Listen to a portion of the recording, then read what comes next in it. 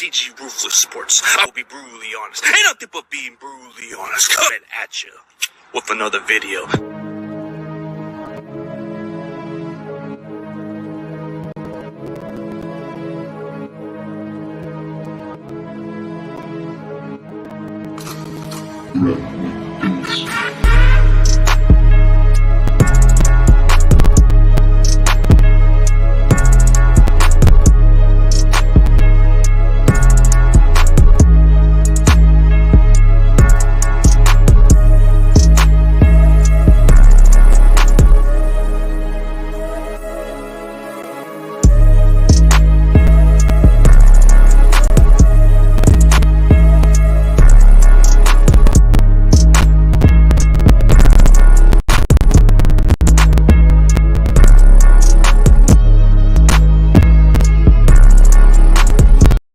Ladies and gentlemen, please welcome Dawindycity Production.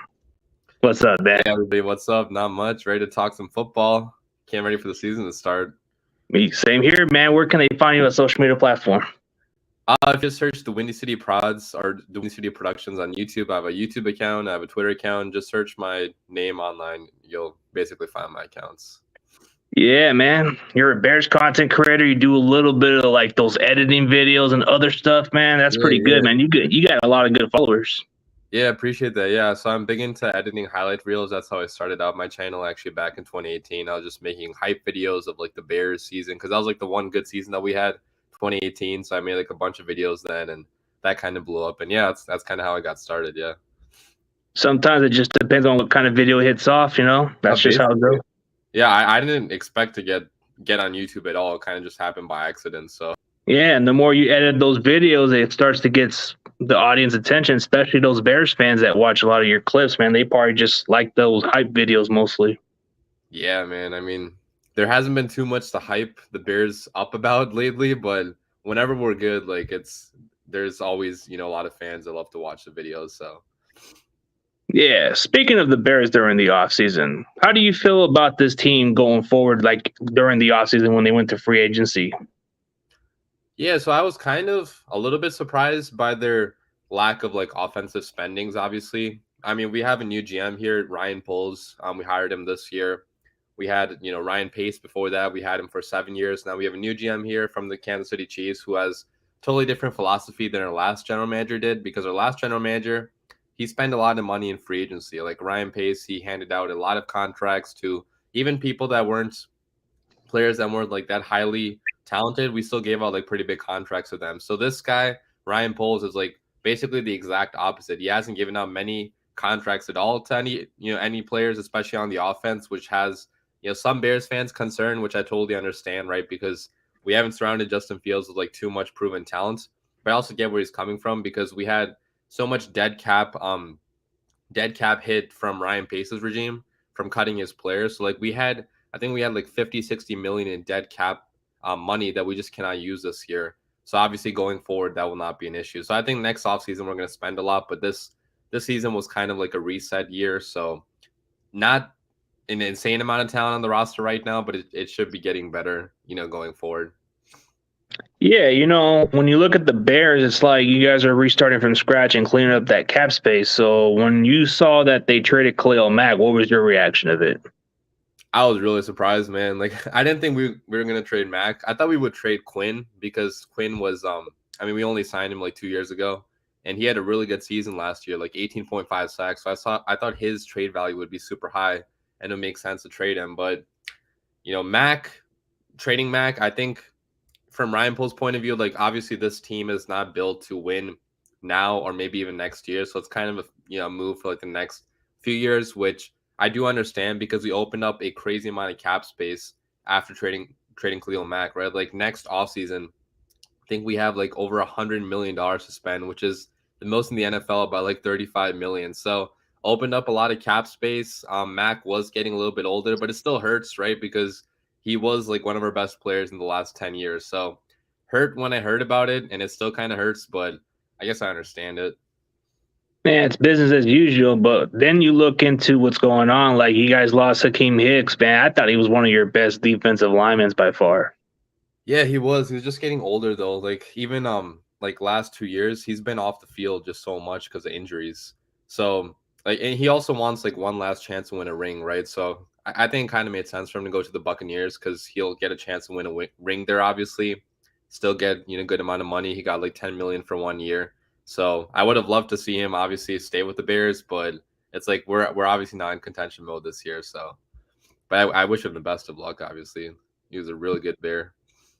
Yeah, probably one of your most underrated players. But as far as your team like rebuilding from scratch, it's like you get a lot of these young guys on your defensive lineman. Like, who's going to be that one guy that's going to step up for the Bears on the D line, man? Yeah, D line is kind of rough. That might be our roughest place on the defense right now. Because if you look everywhere else, our secondary is actually looking pretty nice. Like safeties, cornerbacks, I like those. I like our linebackers. I like even our pass rushers mostly. But yeah, D line, don't really know right now. There's a young guy. I don't know if you know Travis Gibson. He's going to be defensive end now for Eberflus in this 4-3 scheme. He was outside linebacker in the last scheme that we had, the 3-4. But he's going to move inside now, obviously, and he has a lot of potential. Like he had 7 sacks last year. He's still only like 23 years old. Um, had a good amount of pressures, good run defender too. According to PFF, he was actually one of our highest graded players last year, which even higher than like Robert Quinn somehow. I think that's overstating how good he was, but he still has like a crazy amount of potential. So if I had to choose anybody, I'd probably choose Travis Gibson just because of the raw potential that he has. Okay, so we might need to do a little scouting on this guy. So Travis Gibson, okay, so he might be one of your guys that steps up on the D line, and then looking into the secondary. You said secondary is like your guys' strength, but speaking of that guy, Jalen Johnson, a local kid from the city of Fresno. This guy, he's a baller. I felt like when you guys picked him like a year or two ago, I thought this guy was going to be exceptionally good, and I was right about this kid. This kid's a good shutdown player. He is, yeah, and he's only 23, so another super young guy. And last year he was basically our cornerback one, right? Because we didn't trade Kyle Fuller, we cut Kyle Fuller. So he was basically put into the cornerback one position, and he did pretty well last year. Like our secondary as a whole wasn't good last year. That's mainly because we had like really bad players aside from Jalen Johnson on that secondary. So even with like practice squad players on the secondary, he still had a pretty good season. I'm expecting him to have another good season this year. Hopefully, a step up, into like maybe being like a top 10 corner. Like that would be a good goal for him this season. Yeah, secondary could be like one of those young positions that you guys got. You guys just went good in the draft. So when you look towards that draft, secondary was like one of your guys' like okay strength. But now that do you feel like it's a lot better now with these additions in the draft too? Oh, it's way better, dude. Like last year we had, I mean, like I said, we literally had like practice squad players on the secondary. Aside from Jalen Johnson, we had Kinda Vildor starting at second outside corner. I'm sure most NFL fans have not even heard of him, and he allowed like the highest passer rating I think in the NFL last year, um, like among all cornerbacks. So he was pretty bad. We had Duke Shelley at nickel. We just had a bunch of like random players starting like at nickel or like out at second outside corner. So this year we have Kyler Gordon now, second outside corner. We also drafted Jaquan Brisker to play strong safety, right next to Eddie Jackson. So on paper it should be a lot better, but keep in mind they are super young, so it might take a couple weeks to like get into it, for them to get used to the speed of the NFL. But regardless, it should be a lot better than last year. Yeah, looking at that, but then you look at as far as like you said on paper on the secondary, they should look solid. But what about your linebacking core? Yeah, linebacking core it has potential. Like, obviously, Roquan Smith, like he's by far probably our best player on the entire defense. So Roquan, I'm not worried about at all. He's elite. He's like one of the best linebackers. But aside from him, we have Nicholas Moreau that we signed from the Las Vegas Raiders, right? And he's super athletic, super young too. So he has a lot of potential, but he's gotten injured pretty frequently. So we won't know if like he's gonna stay healthy this year because he's gotten injured basically every single year. But if he does stay healthy, that could be a nice 1-2 punch with, Roquan and Moreau. And then the third linebacker spot, we really have no idea who's playing that right now because it's basically going to be a competition between like three, basically undrafted rookies or, basically, practice squad guys. So mostly I think it's solid, but that third spot, it's probably just going to be a rookie. That's going to be interesting. Seeing what a rookie could do or any of those young players step in for that lineup. Yeah, it's always open up for those competitions. Like whoever wants it gets to be that starter and earns that spot. And then you look into the Bears, their offensive line. How do you feel about this offensive line? It's kind of scary right now, right? Because we don't have too many proven talents right now in the offensive line. I'm really high on Tevin Jenkins that we selected last year. He had a bad back though, so he missed basically all of last year, besides for like 2 games. So if he can take a step up and be healthy this year, then I think our left tackle, he might be playing right tackle actually. So I think our tackle spot with him should be fine. On the other side, we're probably going to have another, second year player, Larry Borum, that we selected last year out of Missouri. He also had a pretty decent season, not like an elite season, obviously, but for like being a 5th-round rookie last year, he actually performed fairly well. So I think our tackle spots should be relatively decent and should be hopefully improved from last year, just with getting Jenkins back healthy. But the interior has me pretty worried because at right guard right now, we basically don't have anybody. Like we literally don't have anybody starting at right guard right now because our starting right guard, or was supposed to be starting right guard, Dakota Dozier, I think he tore his like Achilles or something, so he's probably not going to be playing this year. And aside from him, we only have like practice squad players or like just a bunch of random guys there. So I think we're probably going to make a move at the right guard spot before the season starts. And if we don't, like it's going to be a definite problem for us.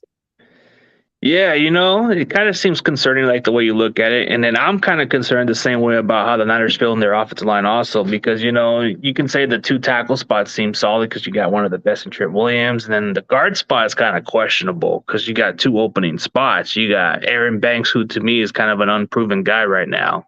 And I'm wondering if he's going to step up his game a little bit. Then the center spot, that's the one major concern for this team. Like if Jake Brendel can step in and be the guy, then we'll be fine. But you look at the other guard spot, you got Brunskill competing for that spot. You got the rookie we just drafted in the 4th round, who I had on my show, Spencer Burford. We'll see how that goes. Yeah, he's raw talent kid from UTSA. I like the kid, and I thought, hey, this guy could have. I wasn't like surprised. I said, hey, don't be surprised if he gets drafted earlier than his draft prediction, and I was right about that one. Yeah. That's pretty cool. Your how was your offensive line last year? It was ranked pretty highly, right? Overall. It was solid. Like it wasn't like flashy, but we had some guys who stepped in. It took some time, but Alex Mack was the huge reason why this lineman gel. Williams, when healthy, he's great. And then the rest of the guys, they just gelled in with Mack. Yeah. And obviously your scheme requires a lot of, run blocking, especially, right? So hopefully you guys are good this year for your sake. Yeah, we just have to see how it goes. But then you look towards your Bears running back spot, man. Like I feel like you guys have a solid depth right there. Yeah. Running back is probably our best position right now, if I had to say. It's either running back or secondary. Running back probably has more proven talents. So we got David Montgomery coming back for his 4th season now. Final year on his rookie contract. He's probably not going to be extended, if I had to guess, because our new GM, he doesn't really believe in paying running backs, at least with his time with the Chiefs. So, Montgomery has been a very solid option for us the last 3 seasons now. He's had, 1,000-yard season once. Last year he did get injured, but when he's healthy, he's one of the best, I feel like combination backs, right? Like he has some power, he has some speed. And then we got Khalil Herbert, 2nd-year player, that actually had a really good season last year, which I feel like most people didn't really talk about, right? Like, because he was the backup. He had to start in like 5 or 6 games because Monty got hurt. But when he was in, he was actually pretty good for us in the zone scheme that we had. So I think that with Herbert, hopefully taking even a bigger step this year, Montgomery coming back, this should be one of the better, 1-2 punches in the NFL. Yeah, it's a solid depth. I mean, I've heard of this Khalil Herbert guy last year. He did pretty well on certain games, and I'm like, damn, we got to get this guy stack up a little bit. But yeah, maybe he might be the guy next year. So, hey, there's one of your top guys right there. Oh, yeah. Thoughts on week 1 matchup? Yeah, I think I said this on his show too, but I'm predicting the 49ers to win, just being unbiased, because you guys are obviously in a more a win now type of mode than we are. And obviously a more talented roster, but it does depend on do you think Trey Lance is starting week 1? Yeah, I think more than likely it's leaning towards him. Like, I don't see no other reason why they would just go with Jimmy. They're looking to try to get rid of him. I mean, Shanahan's already like admit that he is looking for a trade partner for Jimmy Garoppolo, and they're looking to move forward. Right. So you think he's going to be off the roster by week 1? Hopefully, we'll see what team comes to mind, but it's kind of gotten slower because of his injury. So it's like it's hard to make a trade when the guy hasn't come when he's coming off an injury and there's no value for him. So it's like, how can you make a move for this guy?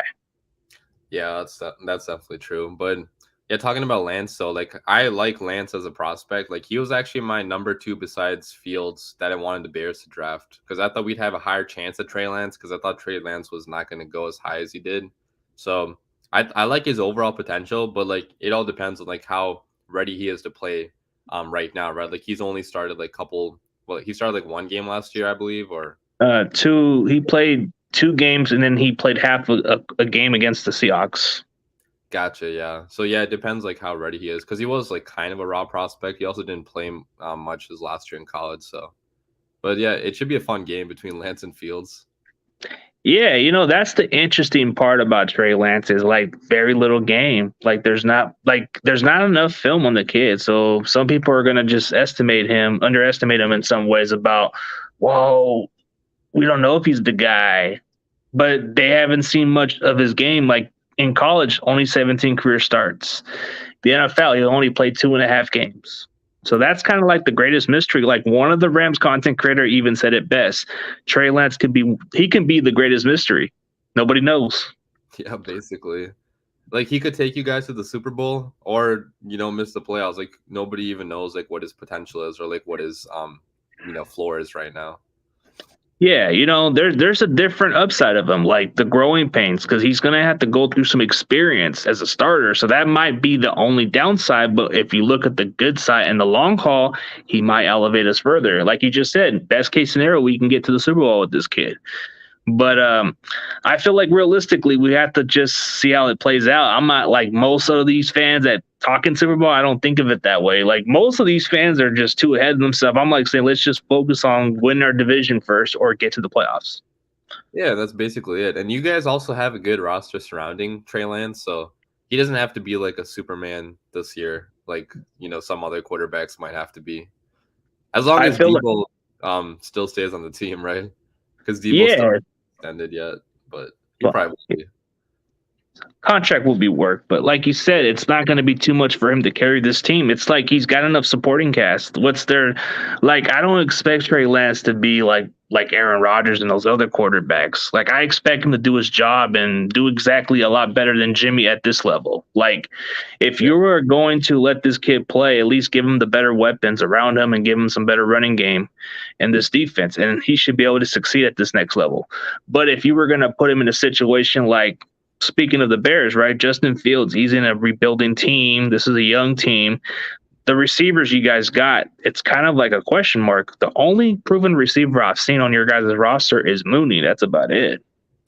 Yeah, you're right, man. I mean, we got Pringle now, but Byron Pringle was like the number 4 option for the Chiefs. He still had like 500, 600 yards last year, so he's a good addition to our receiving core, but he's not like a true like number 1 or like even a number 2, I would say. So yeah, it's going to be a big question mark. Like we also drafted obviously Velus Jones in the draft from Tennessee, and he's on the older side. He's like 25 years old, so he's probably ready to contribute right now.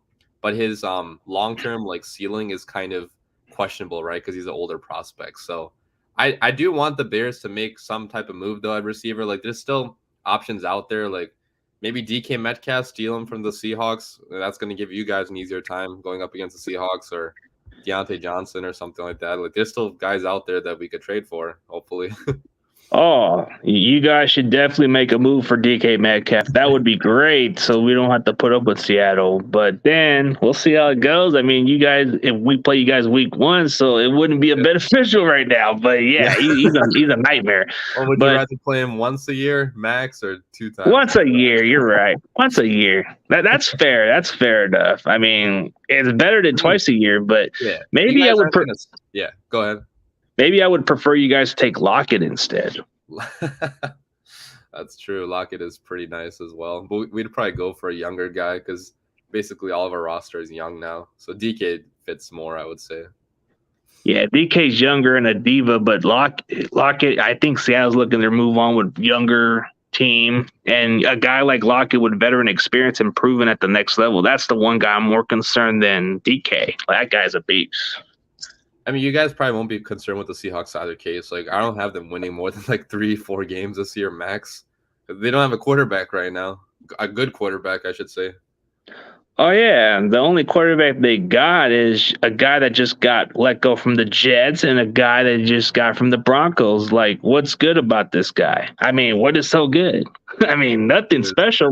That's why they're coming from a rebuilding team. Yeah, basically. Like, they're probably tanking for like Bryce Young, if I had to guess, or maybe CJ Stroud in the draft next year. Yeah, Bryce Young and quite a few other quarterbacks. CJ Strong, right? I forget how you say his name. Yeah, CJ Stroud, Ohio State. Man, these Ohio State quarterbacks, like, I don't know, like anytime I hear a quarterback coming out of Ohio State, I just don't see potential. I see like the question mark, like, when has there ever been a quarterback that's produced from Ohio State? I can't even think of one. Well, you can say the same though about every like college. Like, there's usually like not too many like colleges that have so many good quarterbacks, right? Like, it's just, eventually you get one out of every college. Hopefully that's Justin Fields for Ohio State. I mean, Justin Fields has the skill and he has the tools to succeed at the next level, but it's just a question mark when we look at guys who come out of Ohio State. But, you know, I'm hoping the kid succeeds. I hope he is good in Chicago and does well for y'all, because at least he would change the culture of Ohio State quarterbacks, at least, you know? Oh, definitely, dude. And also, I mean, even like Justin Fields and CJ Stroud, they've done things that, you know, for example, the other quarterbacks haven't at Ohio State. Like, even Dwayne Haskins, he had a good season, obviously, at Ohio State, but his like deep passing numbers weren't as good as like Fields and Stroud. So we'll see. I guess. We'll see how it goes. But yeah, you know, I think the ceiling for Justin Fields is you're hoping that he can at least be as good as Watson, if not just solid, you know, like a capable starter. Maybe at worst you'd get a Teddy Bridgewater who wins you games at this point, or maybe a good mobile quarterback, maybe like a Tyrod Taylor, something like that. I mean, because he can move. I mean, yeah, if he's only Tyrod Taylor, most Bears fans would be very disappointed, because at this point we're trying to get a superstar quarterback, right? Because we've never had a superstar quarterback ever, like in our entire history. So, like, our best quarterback is Jay Cutler, who would not rank like top 4 in most franchises' quarterback rankings. So we are really hoping Justin Fields is the answer. And it would also be good for like football if even like with the 49ers, or like 49ers versus Chicago, like that would be such a good potential rivalry if both Trey Lance and Justin Fields turn out to be like really good. That would be kind of like a good rivalry if you had Justin Fields and then you had Trey Lance at one another, and that would be definitely something to watch. But last year we were hoping for that matchup, but it turned out to be Jimmy. Jimmy took that away. You got nobody to blame but Jimmy. Jimmy destroyed us too. Well, it wasn't Debo destroyed us. Well, actually, Jimmy had Debo did. But Jimmy had 2 rushing touchdowns in that, because I was at that game. I literally went to that game, had such good seats. I saw Jimmy run in for 2 touchdowns. But Justin Fields also had a good game that game. He ran off that pocket, and then he broke some tackles and scored that touchdown off that run. So that was like, I mean, he's got talent. It's just you're just hoping that offensive line could hold up, and the weapons. It may be solid and decent, but like he just said, you guys just signed a guy who was the 4th best receiver from the Chiefs. But when I think of Pringles, I think of the chips. Man, they're the best damn chips in the world. That's true, but you never know, I guess. It all depends on coaching, right? Because obviously you guys know how bad Matt Nagy was. Like, it literally cannot get worse than what Matt Nagy was giving us the last 4 years. Anything, even like the 20th ranked offense would be a big improvement over what we had the last 2 years. We had like the 29th, 30th offense. So we're taking baby steps. Next year should be hopefully like a lot better in the offseason. Well, you never know. Like, this division that you guys got, it just comes down to the Packers. Minnesota's kind of a question mark. Detroit, we don't know. We don't even know what to expect from Detroit. It's like they're a young team. They've added better on offensive line. I mean, they got better receivers on paper, but it's like a mystery. So they're like the great mystery too. So it's like, do I trust the Vikings or the Lions? I don't know. That's what I was thinking too. Yeah, because Aaron Rodgers lost his number one receiver, Devontae Adams, and like that's the only guy he threw to the last 4 years in Green Bay. So it's like, who does he throw to now? They have a really good defense, though, the Packers do, so they could still win the division with that. But Yeah. That's why I would have them winning, because I know what I'm getting out of Green Bay with Aaron Rodgers still on the roster. But like you said, who would be the next guy to step in? I mean, they are very high on Alan Lazar, who they feel like could replace Devontae Adams' production. But I don't know. They just drafted this kid from North Dakota State. They just drafted a couple of other receivers. So it's like, whatever you give Rodgers the weapons, he'll make the most out of it. It's like, that's just Rodgers' motto. He'll make anybody good. he usually does too, and we haven't beat Aaron Rodgers like ever. Like my entire life watching the Bears, I've only seen the Bears beat Rodgers, I think, like 2 times out of like fucking like I don't know how long. I don't know. It's been 10 years, 10, 15 years.